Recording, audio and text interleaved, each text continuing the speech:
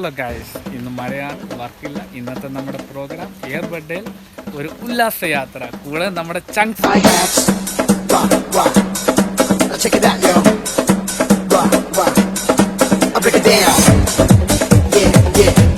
അപ്പൊ നമ്മൾ ഏകദേശം കാറ്റടിച്ച് സെറ്റാക്കിയിട്ടുണ്ട്. ഒരാൾ അടിച്ചോണ്ടിരിക്കുകയാണ്.